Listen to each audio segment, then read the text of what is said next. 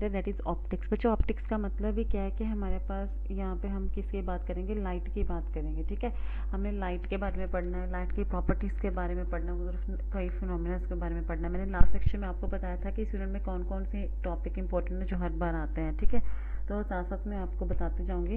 First देखिए, जैसे आपने बुक्स सभी ने बच्चे को शर्मा पब्लिकेशन से ले लेनी, वहाँ पे फोटोस्टेट है, वहाँ से जैसे फर्स्ट सेमेस्टर में लिया था ना, वैसे ही अब सेकंड सेमेस्टर में बुक वो अवेलेबल है, तो बुक ले लेना। बुक ले लोगे तभी पता चलेगा। ठीक है, कौन कौन से टॉपिक कर रहे हैं। जैसे देखो, सबसे पहले हमारे पास ऑप्टिक्स में दो टाइप्स में से डिवाइड किया हुआ है, that is ray optics and wave optics. ठीक है, तो हमने यहाँ पे रे ऑप्टिक्स के बारे में पढ़ना है, और उसके बाद हम आगे चल के वेव ऑप्टिक्स के बारे में भी पढ़ेंगे, लेकिन इस चैप्टर में हमने सिर्फ रे ऑप्टिक्स के बारे में पढ़ना है। मतलब हम जो लाइट है उसे रे की फॉर्म में लेंगे।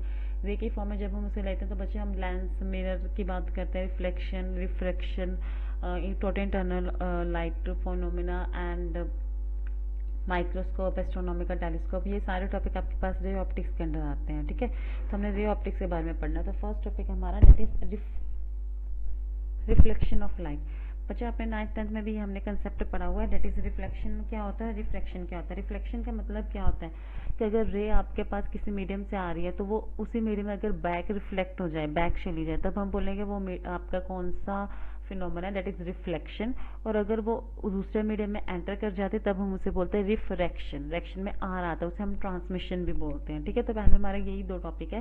फर्स्ट देखो 2.1 reflection of light. Reflection of light का मतलब क्या है, जब आपके पास कोई भी रे ऑफ लाइट ट्रैवल कर रही है किसी मीडियम में और वो किसी सरफेस पे फॉल करती है और उसी सरफेस से वो वापस बैक सेम मीडियम में चली जाती है, then that is known as the reflection of light. ठीक है, तो इसमें बच्चे सबसे पहले आपने ये डेफिनेशन करना है, when a ray of light travelling in a medium false on a polished surface. बच्चे पॉलिश्ड सरफेस का मतलब क्या होता है, जैसे हमारे पास मिरर है, अगर आपने कभी देखा हो तो मिरर का एक साइड, जिस साइड से हम देखते हैं वो बिल्कुल क्लीन होता है, लेकिन दूसरी साइड से उसे पीछे से पॉलिश किया हो जाता है, सिल्वर पॉलिश होता है, वो जो उसे हम पार्शली पॉलिश्ड बोलते हैं। उसकी वजह से ही आपके पास जो लाइट है उसकी वजह से ही आपको मिरर में फेस दिखाई देता है, क्योंकि लाइट अंदर नहीं जाती, वो बाहर को रिफ्लेक्ट होती है। जब वो लाइट बाहर को, जब जो लाइट शीशे पे पड़ती है वो शीशे से उसी हमारी तरफ ही बाहर को आ जाती है, तब हमारी आईज में वो जो रे ऑफ लाइट है वो एंटर करती है, तभी हमें अपना फेस दिखाई देता है। मतलब रिफ्लेक्शन फिनोमेना किस में यूज होता है, मिरर में यूज होता है, तभी हमारी जो फेस है वो उसमें दिखाई देता है। ठीक है,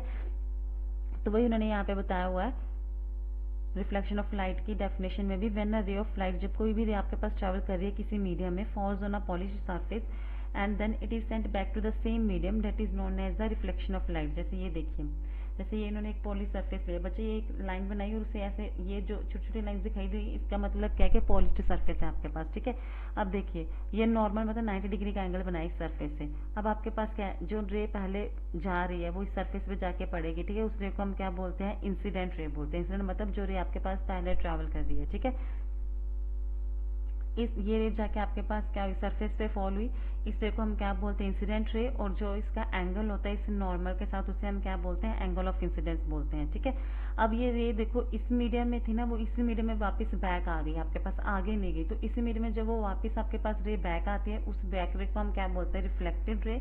और जो वो एंगल बनाती है नॉर्मल के साथ, उसे हम रिफ्लेक्शन एंगल बोलते हैं। ठीक है बच्चे, इस फिनोमेना को हम बोलते हैं रिफ्लेक्शन ऑफ लाइट। अगर मान लीजिए आपको 1 नंबर में या 2 नंबर में क्वेश्चन आता है डिफाइन रिफ्लेक्शन ऑफ लाइट, तो सबसे पहले बच्चे आपने वही डेफिनेशन लिखना है, दैट व्हेन अ रे travelling in a medium falls on any poly surface then same ray sent back to the same surface, same medium भी बोल सकते हैं, that is known as the reflection of light. And जो ray आपके पास enter करी, the ray which is entering that is known as the incident ray, and the ray which is coming out that is known as the reflected ray. और आपने ये वाली diagram भी बनानी है। ठीक है, 2 नंबर में आए चाहे 1 नंबर में, आपने ये डायग्राम बनाना है और साथ में डेफिनेशन भी देना है। ठीक है, अगर बच्चे 3 नंबर में क्वेश्चन आएगा तो आपको ऐसे आएगा, define reflection of light and give its laws.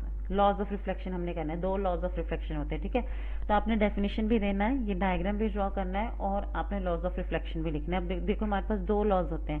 पहला लॉ ये होता है कि बच्चे कि आपके पास जो ये इंसिडेंट रे, नॉर्मल रे, रिफ्लेक्टेड रे, तीनों रे आपके पास क्या होंगी, सेम सरफेस पे फॉल करेंगे, मतलब सेम सरफेस पे होंगी। देखो इंसिडेंट, नॉर्मल, रिफ्लेक्टेड तीनों एक ही सरफेस पे ज्वाइंट हो रही है ना, एक ही प्लेन में है, एक ही मीडियम में है। ये हमारा फर्स्ट लॉ है। This law states that the incident रे, जो ये इंसिडेंट है, जो ये रिफ्लेक्टेड रे है और जो ये नॉर्मल रे है, तीनों रे आपके पास क्या करेंगी, एक पॉइंट पे मीट करेंगी। एक पॉइंट पे मीट कर रही है ना और एक ही प्लेन पे लाई करती है, मैं कि एक ही प्लेन में होंगी, तब हम उसे क्या बोलते हैं, लॉ ऑफ रिफ्लेक्शन का फर्स्ट लॉ। और सेकंड क्या लॉ क्या होगा बच्चे, जो इंसिडेंट आपके पास एंगल होगा वो रिफ्लेक्टेड एंगल के इक्वल होगा, मतलब एंगल आई किसके इक्वल होगा, एंगल आर के इक्वल होगा। तो ये हमारे दो लॉज हैं, ठीक है। तो क्वेश्चन आएगा आपको 3 नंबर में, define reflection of light and give its 2 laws. तो डायग्राम बनानी है, डेफिनेशन देना है और ये 2 लॉज दे दे। पहला लॉ आपका ये होगा कि तीनों आपके पास इंसिडेंट रे, रिफ्लेक्टेड रे और नॉर्मल रे तीनों आपके पास एक पॉइंट पे मीट करेंगे और एक ही प्लेन में लाई करेंगे। और जो दूसरा आपके पास लॉ क्या होगा, जो इंसिडेंट रे का जो एंगल है, मतलब angle of incidence, angle of reflection क्या होते हैं, इक्वल होते हैं, ठीक है बच्चे। अब इसके बाद हमारे पास क्या है, types of reflection. Types of reflection में बच्चे हमारे पास 2 टाइप ऑफ रिफ्लेक्शन होते हैं, that is regular reflection and diffuse, और उसे हम इरेगुलर रिफ्लेक्शन भी बोलते हैं। रेगुलर रिफ्लेक्शन का मतलब क्या होता है बच्चे, ये रेगुलर रिफ्लेक्शन की डेफिनेशन है, मतलब डायग्राम है और ये डेफिनेशन उसकी है, ये इरेगुलर रिफ्लेक्शन की डायग्राम और डेफिनेशन है, ठीक है। अब सबसे पहले देखो रेगुलर। रेगुलर का मतलब क्या, रेगुलर मतलब जो चीज सेम पैटर्न में रहती है, मतलब चीज बिल्कुल ठीक है। रेगुलर पैटर्न में क्या होता है बच्चे, रेगुलर रिफ्लेक्शन में क्या होता है कि आपके पास जो प्लेन होता है वो बिल्कुल सीधा होता है, जैसे स्ट्रेट लाइन है ना, तो इससे क्या होता है कि जिस एंगल से, जैसे मान लो ये वाली लाइन है, किसी एंगल ऑफ इंसिडेंस से फॉल की I1 से, जब रिफ्लेक्ट होगी तो वो R1 से होगी। अगर I2 से फॉल करती तो R2 से रिफ्लेक्ट होगी, अगर I3 से फॉल करती और R3 से क्या होगी, रिफ्लेक्ट होगी। इसमें क्या होगा कि आपके पास angle of incidence angle of reflection की इक्वल होगा, I1 R1 की इक्वल होगा, I2 R2 की इक्वल होगा, I3 R3 की इक्वल होगा। इससे हम क्या बोलते हैं, रेगुलर रिफ्लेक्शन बोलते हैं। मगर एंगल ऑफ इंसिडेंस इसमें क्या होगा, एंगल ऑफ रिफ्लेक्शन की इक्वल होगा। और मेन इसमें डिफरेंस क्या होता है बच्चे, कि आपके पास जो प्लेन होगा, जो आपके पास ये सरफेस है वो प्लेन होगा, स्ट्रेट होगा बिल्कुल। तो इन्होंने डेफिनेशन में बोला है कि जब आपके पास parallel beam of light, parallel beam of light का मतलब क्या बच्चे, एक तो होता है लाइट, ठीक है, बीम होता है जिसमें आपके पास काफी सारी लाइट रेज होंगी और वो क्या होंगी, पैरेलल होंगी। पैरेलल बीम ऑफ लाइट मतलब काफी सारी रेज आपके पास पैरेलल, ये तीनों रेज जैसे पैरेलल है ना, वो फॉल कर रही है, हम पैरेलल बीम ऑफ लाइट बोलते हैं, ठीक है। जब किसी smooth polish surface, smooth polish surface का मतलब क्या है कि आपके पास सरफेस क्या होगा, लीनियर होगा, बिल्कुल स्ट्रेट होगा, ठीक है। उस पर जब फोल्ड करते तो रिफ्लेक्टेड जो आपके पास बीम होती है वो भी आपके पास क्या होती है, पैरेलल ही होती है, मतलब वो लॉज ऑफ रिफ्लेक्शन को क्या करती है, फॉलो करती है। That is known as the regular reflection, ठीक है। तो हमारे पास फर्स्ट रिफ्लेक्शन क्या होगी बच्चे, एक हमारे रेगुलर रिफ्लेक्शन का मतलब ही क्या है आपके पास, कि जैसे ही आपके पास क्या होता है कि इसमें भी आपके पास parallel beam of light enter करती है, इंसिडेंट भी पैरेलल बीम ऑफ लाइट में होता है, और जो आपके पास वापस आती है वो भी आपके पास क्या आती है, पैरेलल बीम ऑफ लाइट में ही आती है। मतलब क्या है, तो जो इंसिडेंट एंगल जितने होंगे I1 वो R1 के इक्वल होगा, I2 R2 के इक्वल होगा, I3 R3 के इक्वल होगा। तो ये आपका सेकंड लॉ है ना, तो इसका मतलब रेगुलर रिफ्लेक्शन क्या करता है, लॉज ऑफ रिफ्लेक्शन को फॉलो करता है, ठीक है। इसमें बच्चे जैसे इसमें फर्स्ट लॉ भी फॉलो हो रहा है, कैसे, जैसे प्लेन सेम है, उन्होंने क्या बोला था, नॉर्मल, इंसिडेंट और रिफ्लेक्टेड तीनों एक ही पॉइंट पे मीट करनी चाहिए। तो नॉर्मल बच्चे जहाँ पे ये दोनों का ऐसे आता है ना जॉइंट, वहां पे आपके पास इसका नॉर्मल अलग होगा, इसका नॉर्मल अलग होगा, इसका नॉर्मल अलग होगा, मतलब इसमें आपके पास दोनों लॉज ऑफ रिफ्लेक्शन फॉलो होते हैं, ठीक है। तो रेगुलर रिफ्लेक्शन का मतलब क्या है कि जब आपके पास parallel beam of light incident करती है और जब वो रिफ्लेक्ट करेगी वो पैरेलल में ही रिफ्लेक्ट करेगी, and it follows the laws of reflection, that is known as the regular reflection. आपने डेफिनेशन करना है और इसके डायग्राम ड्रॉ करनी है। सेकेंड है हमारे पास डिफ्यूज या इरेगुलर, उसका मतलब क्या है कि यहाँ पे जैसे आपके पास स्मूथ सरफेस बिल्कुल ठीक था ना, इक्वल था, लीनियर में था, यहाँ पे आपके पास क्या होगा, ये ऐसे कर्व में होगा। मतलब अब देखो बच्चे, अगर वो कर्व में है तो मान लो इंसिडेंट यहाँ पे, रिफ्लेक्टेड इसका यहाँ पे होगा, इसका इंसिडेंट यहाँ पे, देखो रिफ्लेक्टेड ऐसे जा रहा है, तो ये अनपैरेलल्स है ना, यहाँ पे देखो, यहाँ पे तीनों अगर पैरेलल में स्ट्रेट कर फॉल कर रही है तो पैरेलल में ही आपके पास रिफ्लेक्शन आ रहा है, लेकिन यहाँ पे पैरेलल में फॉल तो कर रही है बट रिफ्लेक्टेड आपके पास पैरेलल में नहीं आ रही, तो इसे हम इरेगुलर रिफ्लेक्शन बोलते हैं, ठीक है। तो इसका मतलब क्या है, जो parallel beam of light fall आपके पास, इसमें क्या था, स्मूथ सरफेस पे फॉल करती है, इसमें क्या होगा, रफ सरफेस पे फॉल करती है, ठीक है। तो जो रिफ्लेक्टेड रे होंगी वो किसी भी डायरेक्शन में हो सकती है, वो पैरेलल नहीं होगी। तो इसका मतलब क्या हो गया कि इंसिडेंट रे का एंगल रिफ्लेक्टेड रे के एंगल के इक्वल नहीं हुआ ना, और साथ ही साथ इनका प्लेन भी आपके पास क्या हो गया, वो भी नहीं फॉलो हो रहा। तो इसका मतलब क्या है कि ये लॉज ऑफ रिफ्लेक्शन को फॉलो नहीं करता, ठीक है। तो जो फर्स्ट हमारे पास रेगुलर रिफ्लेक्शन क्या है, जो ऐसा रिफ्लेक्शन जो लॉज ऑफ रिफ्लेक्शन को फॉलो भी करता है और उसमें आपके पास एंगल ऑफ इंसिडेंट किसके इक्वल होता है, एंगल ऑफ रिफ्लेक्शन के इक्वल होता है, और साथ ही साथ पैरेलल में इंसिडेंट होता है, पैरेलल में ही रिफ्लेक्टेड होता है। लेकिन इसमें पैरेलल बीम ऑफ लाइट में इंसिडेंट तो होता है लेकिन रिफ्लेक्टेड आपके पास किसी भी डायरेक्शन में हो सकते हैं, तो इसका मतलब वहां पे इंसिडेंट रिफ्लेक्टेड एंगल इक्वल नहीं होगा, तो ये लॉज ऑफ रिफ्लेक्शन को फॉलो नहीं करेगा, ठीक है। तो टाइप्स ऑफ रिफ्लेक्शन में बच्चे रेगुलर की डेफिनेशन, उसके डायग्राम, इरेगुलर की डेफिनेशन, उसके डायग्राम, ठीक है। तो ये हमारा रिफ्लेक्शन वाला पार्ट कवर हो गया, रिफ्लेक्शन ऑफ लाइट। इसमें हमने क्या क्या पढ़ा? रिफ्लेक्शन में हमने उसकी definition, then diagram, then laws, then उसके 2 टाइप्स ऑफ रिफ्लेक्शन। ठीक है, तो बच्चे ये हमारा फर्स्ट पोर्शन इस यूनिट का कंप्लीट हो गया। अब उसके बाद देखो हमारे पास डेफिनेशन है मिरर की। मिरर क्या होता है बच्चे? मिरर में हमारे पास प्लेन मिरर भी होता है, स्फेरिकल मिरर भी होता है। हमने यहाँ पे स्फेरिकल मिरर के बारे में पढ़ना। प्लेन मिरर तो बच्चे वही जो आपके पास रिफ्लेक्शन ऑफ लाइट में हमने बता दिया, ये जो ये पॉली सरफेस ले लिया, बिल्कुल लीनियर ले लिया, लीनियर का मतलब प्लेन, तो वो हमने उसमें बता दिया। ठीक है, ये उसी में कवर हो गया।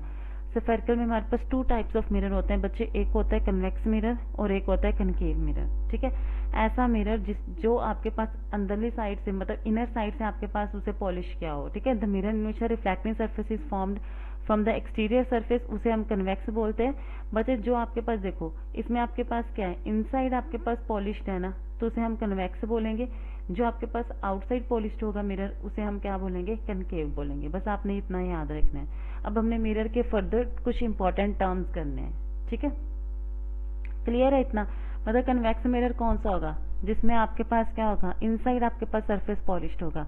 कनकेव क्या होगा? उसमें आउटसाइड आपके पास सरफेस क्या होगा? पॉलिश्ड होगा। ठीक है, अब इसे कुछ टर्म्स करनी है जो हमने आगे डेरिवेशन में यूज करने हैं। आपको बस पता होना चाहिए कि इसे ये बोलते हैं, इसे ये बोलते हैं। ये लर्न नहीं करना, कुछ नहीं करना, सिंपल समझना है क्योंकि ये डेरिवेशन में यूज होना है। ठीक है, some important terms related to mirror. First है हमारे पास centre of curvature. Centre of curvature मतलब क्या है बच्चे? ये स्फेरिकल मिरर है, मतलब ये सर्कल की फॉर्म में बना होगा, लेकिन अंदर से क्या होगा? फिल्ड होगा। तो सर्कल का कुछ ना कुछ जैसे सेंटर होता है, इसका भी सेंटर होगा, उसे हम क्या बोलेंगे? सेंटर ऑफ कर्वेचर बोलेंगे।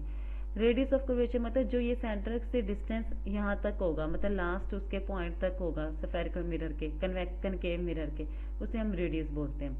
पोल मतलब बच्चे the middle point O of the mirror is called pole of the mirror. बच्चे यहाँ पे ओ पॉइंट होता है इसके मिडल में। ठीक है, ये जो ये आपके पास पोल है ना, मतलब जो मिरर बना है, इसके मिडल में जो पॉइंट होगा ओ, उसे हम क्या बोलेंगे? पोल बोलेंगे।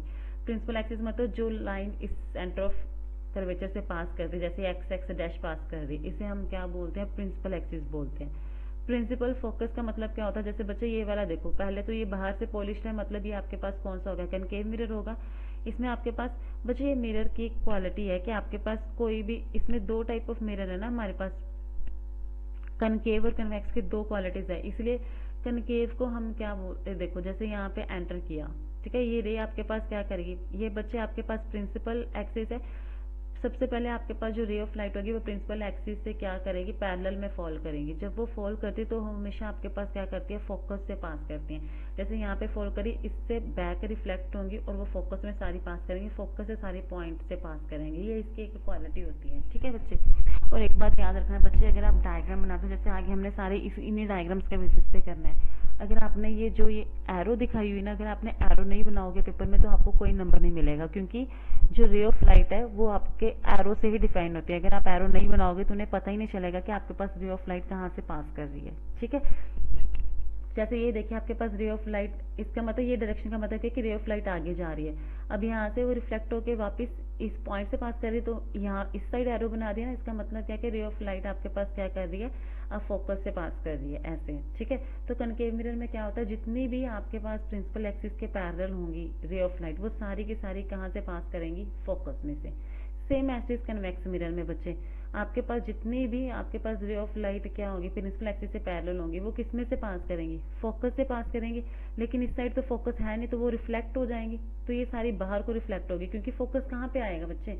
अब देखो ये अंदर की तरफ है, तो फोकस इसका कहीं यहाँ पे होगा। कनकेव का आपका देखो ये बाहर की तरफ है, तो इसका फोकस कहीं यहाँ पे होगा। ठीक है, तो इसका फोकस कहीं यहाँ पे होगा, फोकस यहाँ पे, मतलब यहाँ पे देखो फोकस यहाँ पे था, लेकिन अब देखो इसने तो रिफ्लेक्ट कर जाना था, इस साइड तो कोई फोकस है नहीं, तो मतलब ये आपके पास सारी रेज क्या होगी? बाहर को आ गई। ठीक है, और लेकिन इस पॉइंट पे आपके पास एफ पे हमने फिर क्या किया? इसे मतलब मान लिया कि यहाँ से रे ऐसे आती होंगी, तो वहाँ पे हमने उसे इकट्ठा कर दिया, लेकिन एक्चुअल में इसमें पास नहीं होती। इसमें जैसे पास हो रही ना अपने आप एग्जैक्टली, इसमें फोकस इस साइड था, तो रेज में तो रिफ्लेक्ट होना था यहाँ से। पॉली सरफेस में हमेशा रेज क्या होती हैं? रिफ्लेक्ट होती है, तो यहाँ से वो रिफ्लेक्ट हो गई, तो यहाँ पे हम खुद अपने आप इसे मिला के बनाते हैं, उसे हम क्या बोलते हैं? इसमें आपके पास इमेज अपने आप बनती है। जहाँ पे बच्चे पॉइंट्स मीट करते हैं ना, वहाँ पे हमारे पास हमेशा इमेज बनती है। ठीक है, तो यहाँ पे अपने आप इमेज बन रही है, यहाँ पे हम इमेज खुद बना रहे हैं।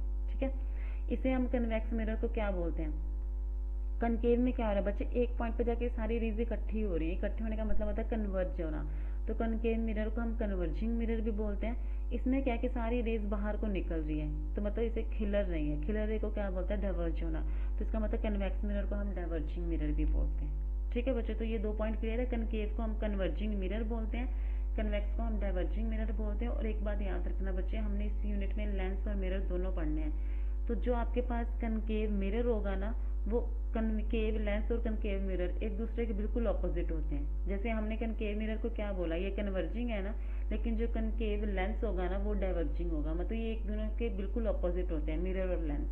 ठीक है, उसके बाद नेक्स्ट देखिए बच्चे हमारे पास जैसे फोकल लेंथ का इन्होंने बताया कि फोकल लेंथ क्या है, वो मैंने आपको बता दिया।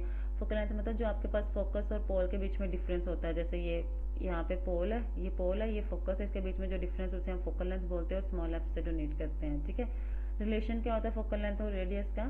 फोकल लेंथ आपके पास क्या होती है, रेडियस से हाफ होती है। लीनियर मैग्निफिकेशन बच्चे, मैग्निफिकेशन आपके पास किसके इक्वल होता है, height of image divided by height of object. वो आपके पास किसके इक्वल होते हैं, लीनियर मैग्निफिकेशन के इक्वल होती है। Height of image divided by the height of object. ठीक है, तो उसे हम h2/h1 लिखते हैं। इमेज की हाइट h2 और ऑब्जेक्ट की हाइट हमारे पास होती है h1। या फिर हम इसे size of image upon size of object भी लिखते हैं। ये आपको आगे डेरिवेशन में सारा समझ आएगा। मिरर फॉर्मूला बच्चे ये होता है, ये हम ड्राइव करेंगे 1/u + 1/v = 1/f। कन्वेक्स और कनकेव का मिरर फॉर्मूला सेम होता है।